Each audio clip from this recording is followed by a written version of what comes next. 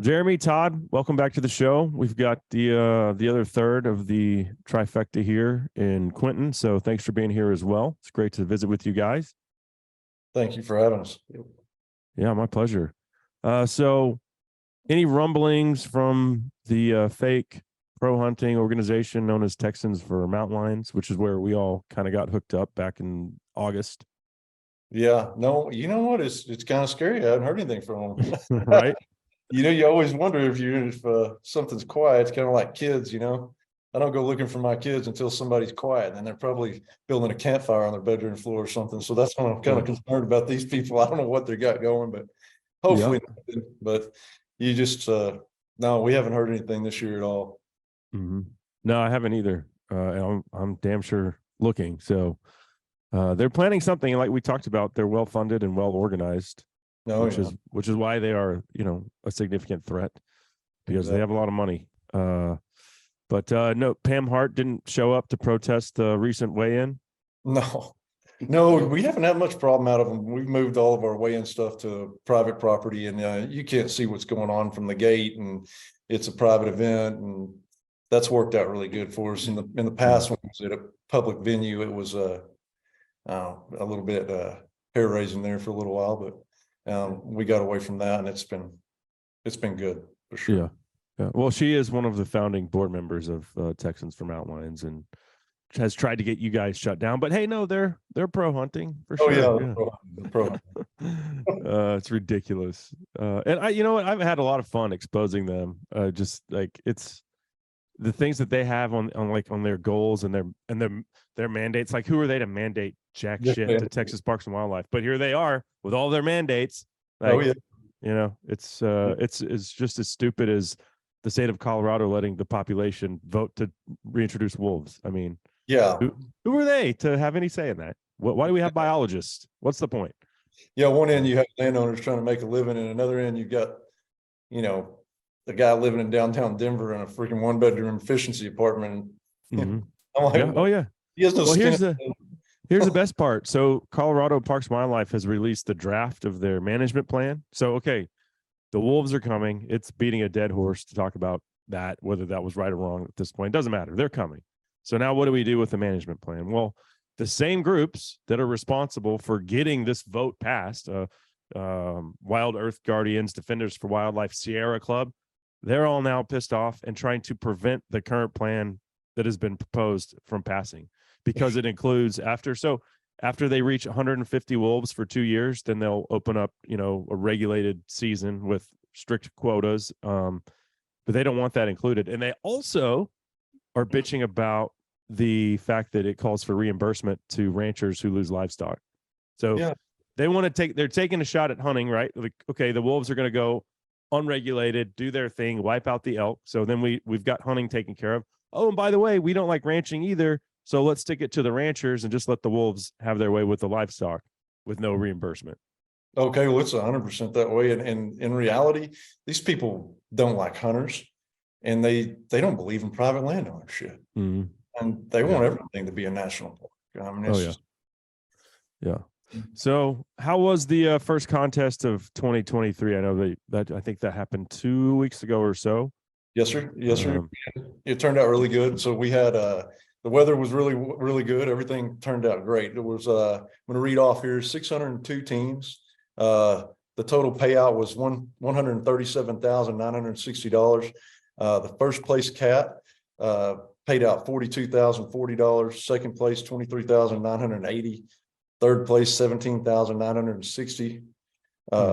Fourth place $11,940, and fifth place, along with all the jackpots, was $5,920. But what really blows my mind is Todd has looked this up in the past, and I just did the math on it before we sat down. But since 2008, when we started, that brings our total payout to $3,278,770.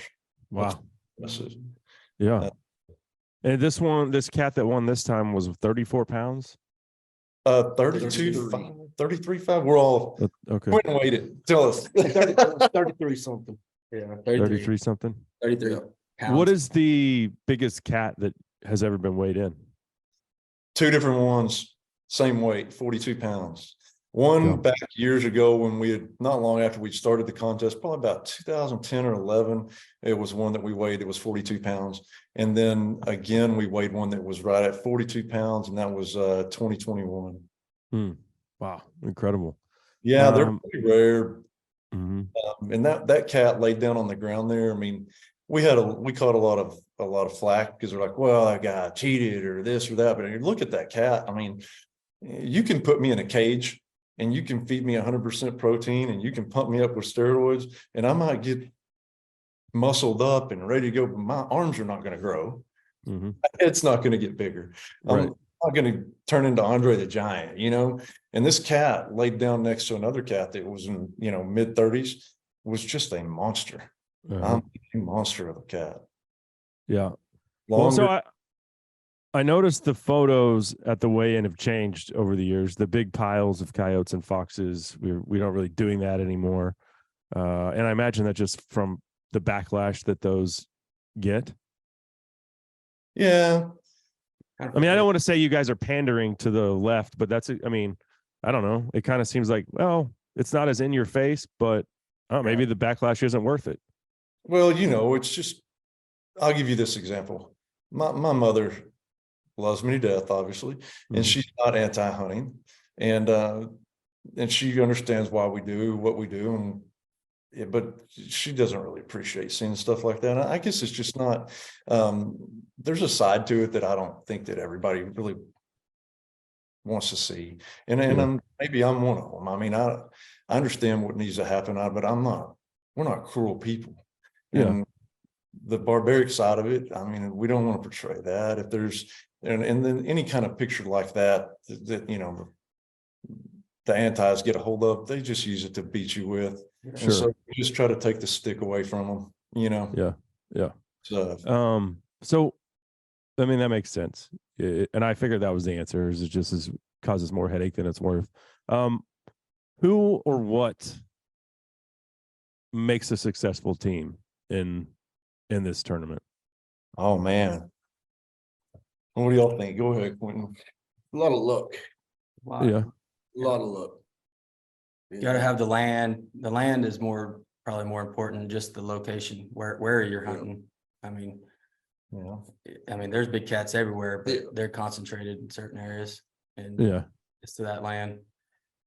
Equipment plays a big part, I think, but we started allowing thermal, 2021 or 2020. Yeah. Can't remember what year it started, but there was everybody raised a lot of hell about that, but turns out it's just personal preference. Some guys we still hunt with lights. We prefer lights, and I know Jeremy uses some thermal, but more than anything, I think it's more useful for finding animals. But I mean, to answer your question, I think the guys that put the work in are the ones that we see the most often. The guys that do their scouting, that have game cameras up all over the place, looking and keeping an eye on cats. They know where their cats are before they ever go hunt. So they go to certain areas and, Yep. And when we see teams that are consistently in the top 10, 20, and what those guys do that is different than what other people do is, like Todd said, they scout. They'll have cameras out, and they're not just doing this the week before the contest. They're doing this year round. They're looking, and they're proactive. And when they go out to hunt, they've already gone out to the land they're going to hunt, and they already have everything GPS. This is where we're stopping. Next stop, next stop, next stop. There's very little wasted time. If somebody shoots something, the other guys are still up on the rack hunting, and that person will go out and pick that animal up and bring it back while they're still hunting. I mean, they're extremely efficient, and most of them, there's no question of who they're going to hunt with. They don't change team members' names right up to the last second. These guys have been hunting together since they were kids, and they always hunt together. And so they are a well-oiled machine. So this almost sounds like a deterrent for anybody that's new that wants to get into it. And every year, see, that's why I say when those guys are in the top 10 or top 20, it doesn't matter how much you prepare. It doesn't matter how great you could have the, Bobcat Mountain. You can hunt that, whatever. It doesn't matter.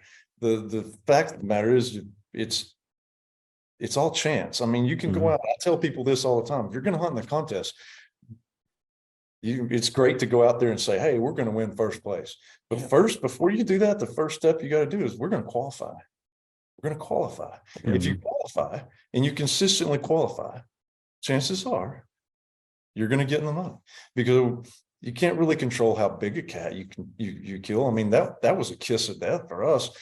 Quinten runs large ranches here north of town and has a lot of places, and they caught one on game camera. What was that, 7-8 years ago? Yeah. It was a kiss of death for us. We hunted that cat for 2 contests straight, never saw him. He was like, I think he's a ghost, but and that can be a detriment too, just because one's on camera and he's there, and you consistently go after him and you waste a lot of time and he doesn't show up. Well, all your eggs were in one basket and that's it, done. So because I mean, I get coyotes on my trail cameras all the time, mostly around the deer feeders, but I do have some on game trails and get coyotes. Very rarely. I mean, I do have pictures of bobcats, but I'm not really targeting bobcats. So the time that I get the most predators when I shoot a pig and drag it off and then put a camera on it. I don't know how people are scouting for bobcat intel. What is your advice there? Well, here in West Texas, it's pretty simple. Water. Yeah. Water hole. Yeah, they got to have water, and the cat's a very efficient machine. So they're going to be close to water, I would say, and so they'll put cameras at water troughs and put out a scent. You don't see too many times that they're actually out like on a food source, like say, hey, we got lucky. Quinten actually saw this deer. I'll let you tell him that story of that deer in the fence. We had just found a kill where it had been covered up and we knew it was a cat of some type. Mhm.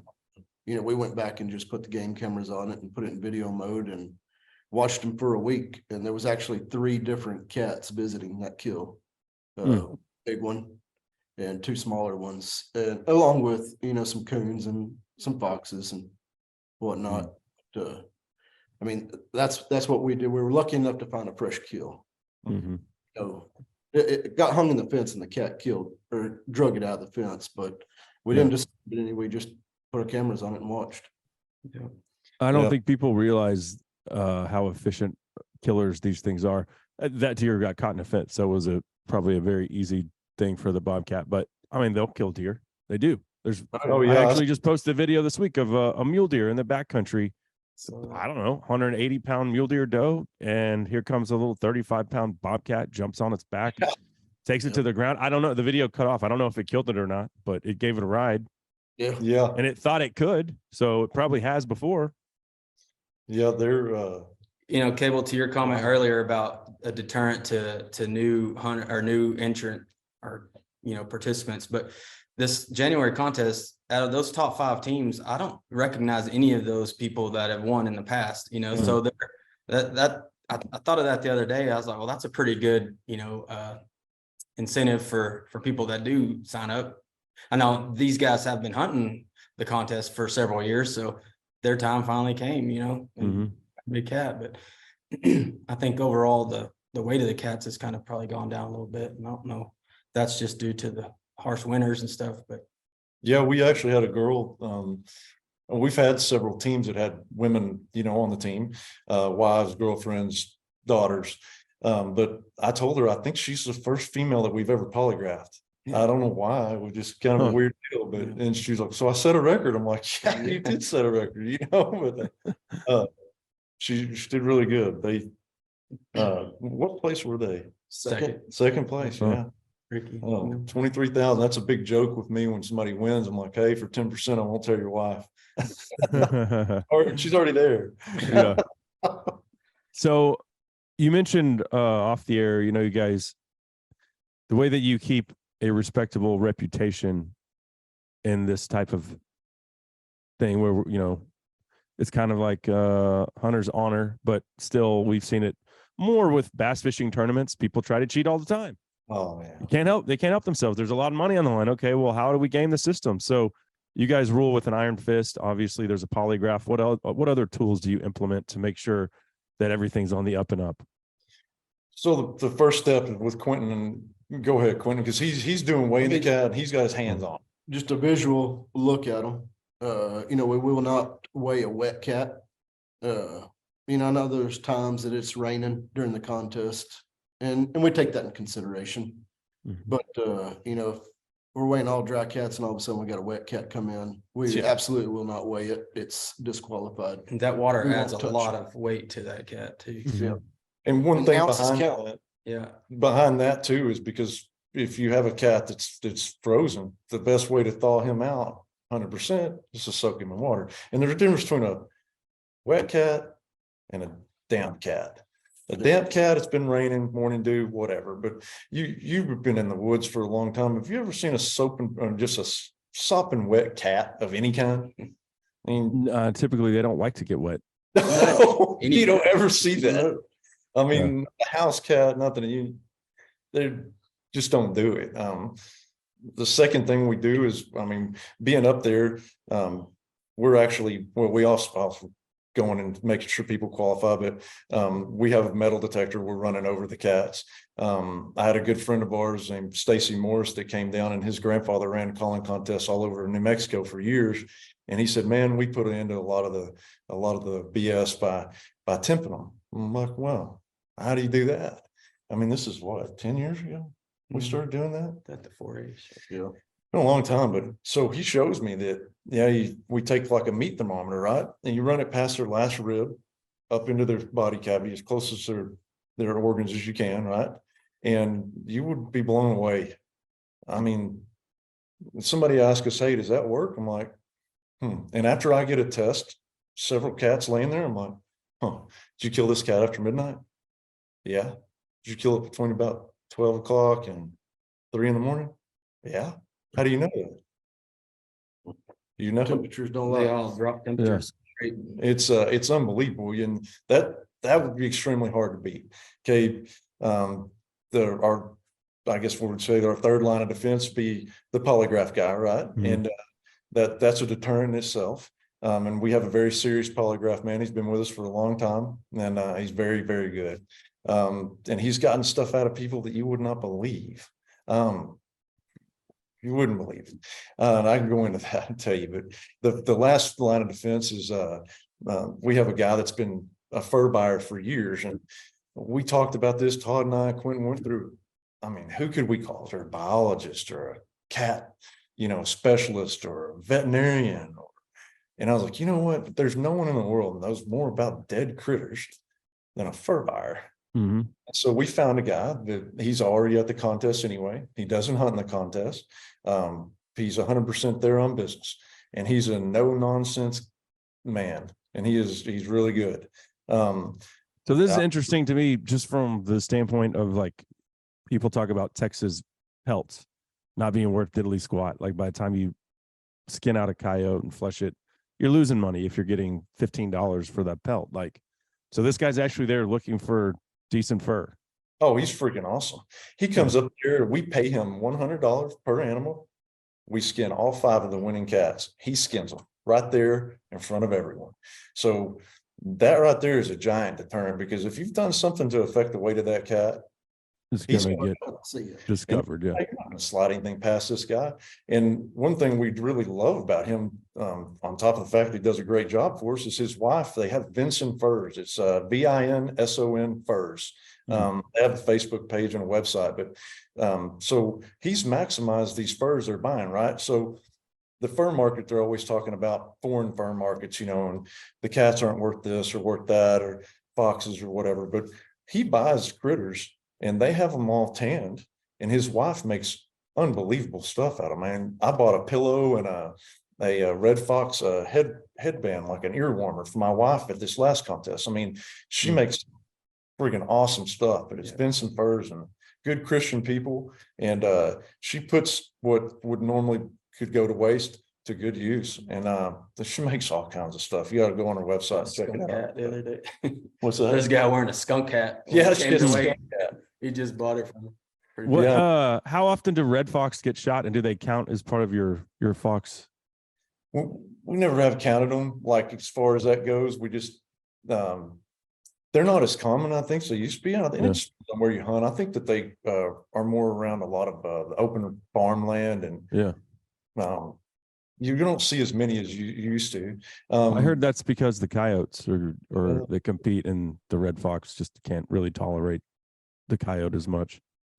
I would agree with that statement. I think the coyotes eat them a lot. You see that with a lot of the gray foxes, especially out west where there used to be a ton of gray foxes. Now the numbers are back, but you'll still call them up around like old houses, barns, oil field tank batteries, places where they can burrow. So I think that's their stronghold to get away from the coyotes, Mhm. Mhm. and raise their young. But What about the teams as far as being suppressed? Is everyone that's competing in these things going 100% suppressed these days? Not everybody. Not everybody. Oh my God. Y'all just threw Quinten under the bus. Yeah, Wow. pretty much. we fit. We finally got him to get one. Yeah, He ain't got it yet. He's in the process. He's in the ATF network now. Yeah. Well, I see Silencer Central is one of the sponsors there, and I'm sure y'all give Oh, away yeah. some suppressors. Silencer Co. And I keep looking back there like, Yeah, Diligent Defense, Silencer Co, Silencer Central. You know what? If you like your friends, you should shoot suppress. Mhm. Well, and everybody has some kind of chair system set up, right? So maybe two guys are looking this way. Well, this guy's just a little bit behind him. It doesn't seem like much until he cranks it off and he doesn't have a suppressor, and then you can't hear. Yeah. Oh yeah. No, I've been on the receiving end of that too many times.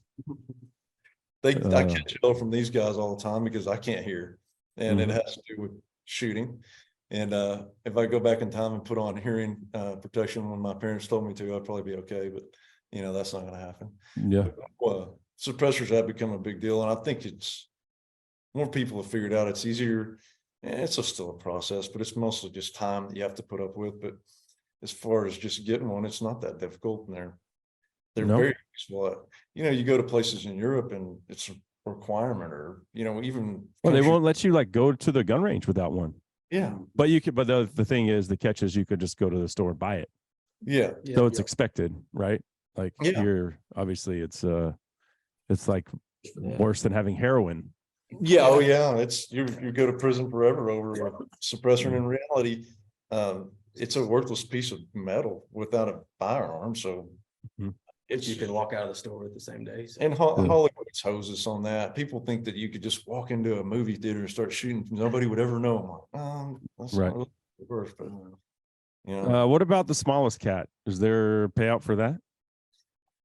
yeah. So, go ahead, Todd. We'll know that's the special stuff. So we pay out first through fifth place on the big Bobcat, but we weigh every qualified cat we record as they come in. And Diligent Defense, they sponsor the 20th place Bobcat. So, I mean, we did a 20th place. We did it one time last year, maybe twice, with 20 pounds. And we thought, well, there's too much room for people tweaking their weights on that, if they think they are pretty close. And so we just decided to do 20th place. We always have more than 20 cats qualified. And if we don't, I guess then they don't pay one. But it's easier for, it to be more random that way. Mhm. And so each person on the team gets a Diligent Defense. What is it? Enticer SCRS, Yeah. LTI. They're really good suppressor manufacturer out of Pennsylvania. Great guy. He's been doing that for 2 years. And then Silencer, or who does Silencer Co. Silencer Co. does the smallest cat. So we had some small ones this last time. So the Silencer Code doing the smallest cat, they're like, okay, we want to do something with the suppressor. So they're giving the entire team with the smallest cat a suppressor. Mhm. And then Silencer Central, they're a company they're actually a dealer for all kinds of suppressors. Oh yeah, they're a sponsor of my show. So we've had on Brandon Maddox recently, who's the founder and CEO of Silencer Central. Yeah. And I've been blown away. They have their act together, man. Oh yeah, efficient for sure. Extremely efficient. I mean, if Mhm. anybody ever wondered how easy it was to buy a suppressor, and they're actually dealers for all these other suppressor manufacturers. You're not taking anything away from them. But these guys do it all online, send you fingerprint cards. My son turned 21 this last summer. We had talked to Silencer Central about doing this. It's like, okay, that's perfect. We're going to use them. So I want to know how it works. Mhm. And it was so easy. I was like, there's no way Oh it's yeah. that. but it is simple. And they're giving us, we're giving away 20 suppressors from them at every contest, and they've been great, man. Really great. Awesome. What is the best time of year for a big cat? Does their weight fluctuate at all throughout the year, or is it just it's a bigger cat and then maybe it just ate recently? I don't know. Yeah, that can change. The breeding season, you're going to hear all kinds of stuff about that, but I would say the breeding season starts mid-December, and I've seen cats still paired up all the way out through mid-April. I know that sounds crazy, but typically I want to say they're going to run through March, but I've seen them paired up through mid-April. So I think it's just like deer. The longer that rut, for lack of analogy, runs on, the less they're going to weigh, because they're chasing other things besides food. So you weighed less in college, didn't you? Oh yeah, significantly. Yeah. Yeah, we all did. Yeah. Okay. What about, let's see, what else did I have here for you? We talked about the smallest cat. Oh yeah. I think it's important to mention how you can qualify to actually weigh a cat in. Yes. That Quinten is good on all that. He's go for it. As far as qualifying, Mhm. I get, you got to get either your 5 foxes or your 5 grays to enter your Or biggest. coyotes, 5 foxes or 5 coyotes. Yes. Okay. And to enter your cat, and you can enter 1 cat per team. Team, and that's it's up to you to decide. If you kill multiple cats, on what you want to weigh. As you bring them to us, and we'll weigh. Really, that's really about it. Just killing your 5 grays or your 5 coyotes. So is there any type of strategy? Do people just pass on a bobcat? Probably not, right? Because you're still here. You won't ever see it again. Yeah. I get that all the time. I'm like, well, we're gonna pass on that one. I'm like, Then you're probably gonna lose. Most guys got their areas that they know they're going to kill grays in. And they'll try to kill their grays in those areas before they go to their better cat country. I know that's kind of what we'll do sometimes. yeah, we've done. When was that? Quinten and I, what was that cat? 38 pounds. So we had this deal won, hands down. At about, I don't know, midnight, I was like, hey, there were grays, fox running. Trying to overrun us. And I was like, hey, let's quit shooting foxes. Let's shoot a cat. Because we knew there was some weather coming.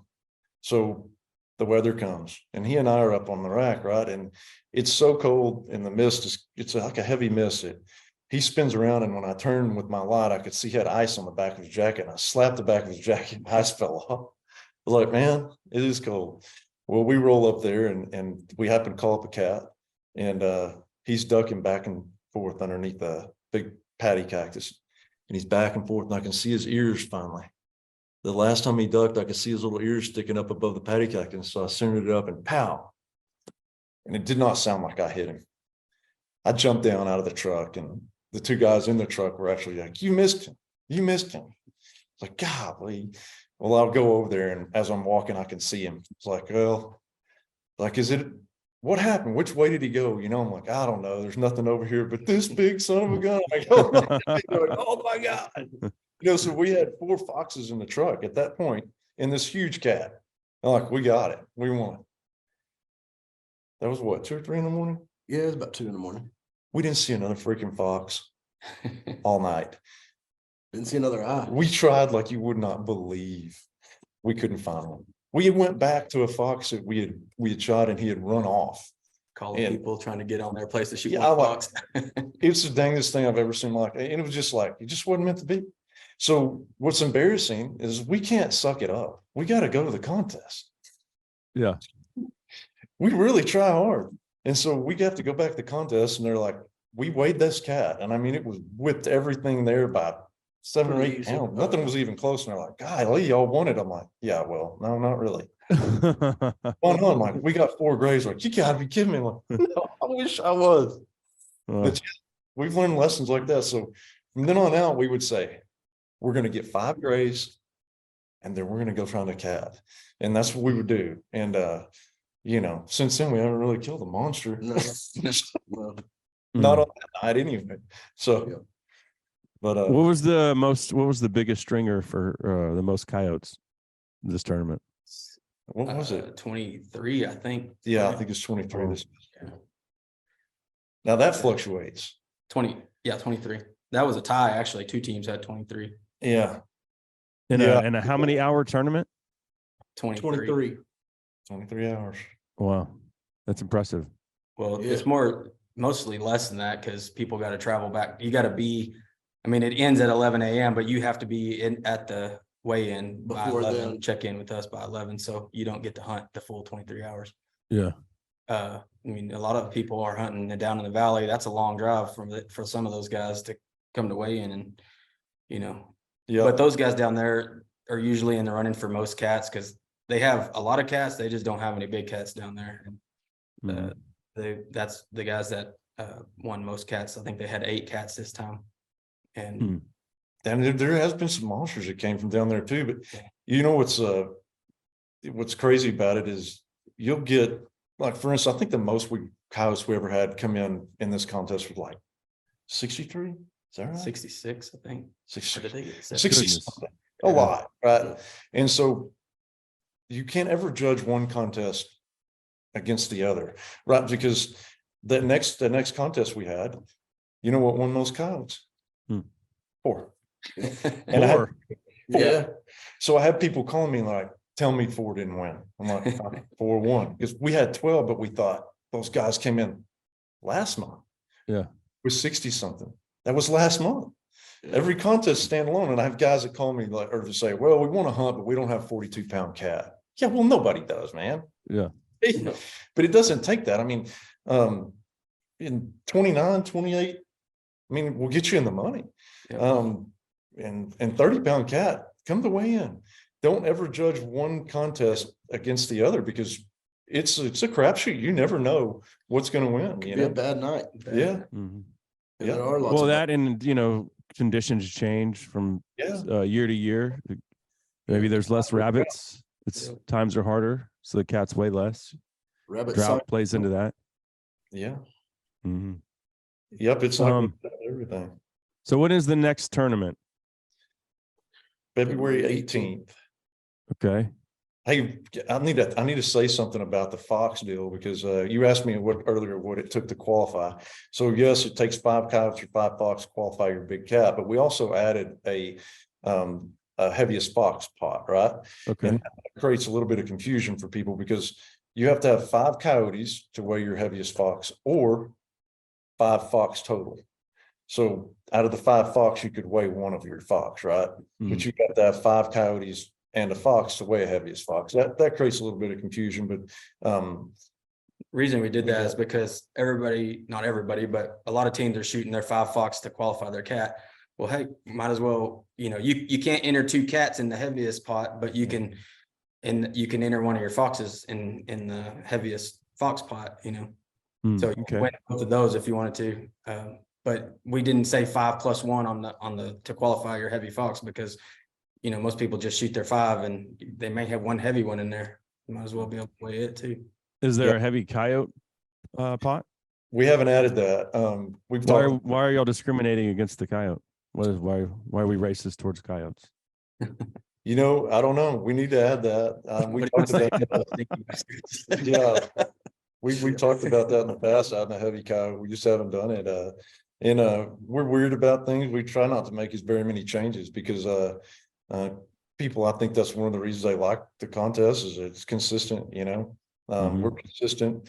I get people that call me and call Todd and call Quinten all day long. You would not believe the questions we get. It would blow your hair back. I mean, blow your hair back. But we always joke we never see those guys at weigh-in. no, Shouldn't say that out loud, but some of the questions are just like, did he really just say that? can I use cover scent?